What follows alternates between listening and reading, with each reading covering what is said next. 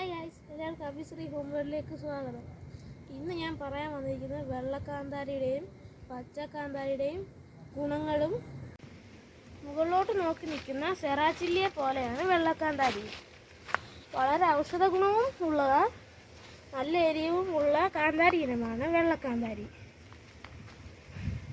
Cholesterol നിയന്ത്രിക്കാനും ശരീരഭാരം കുറയ്ക്കാനും ദഹനം കൂട്ടാനും ഉപയോഗിക്കുന്ന ഒരു കാന്താരി ഇനമാണ് വെള്ളക്കാന്താരി.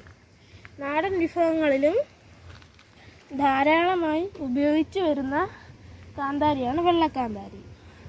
ഇനി നമുക്ക് വെള്ളക്കാന്താരിയും പച്ചക്കാന്താരിയും തമ്മിലുള്ള വ്യത്യാസം നമുക്ക് മനസ്സിലാക്കാം. വെള്ളക്കാന്താരിയേക്കാൾ പച്ചക്കാന്താരിക്ക് മുരടിപ്പ് കൂടുതലാണ്. നിങ്ങൾക്കിപ്പോൾ കണ്ടാലേ മനസ്സിലാവും ഏതാണ് മുരടിപ്പ് കൂടുതലെന്നും കുറവെന്നും. വെള്ളക്കാന്താരിയേക്കാൾ പച്ചക്കാന്താരിക്ക് മുരടിപ്പ് കൂടാൻ സാധ്യത വളരെ കൂടുതലാണ്.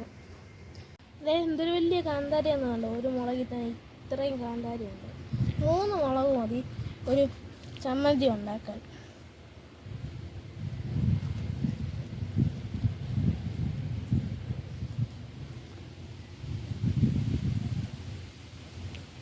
Thank you.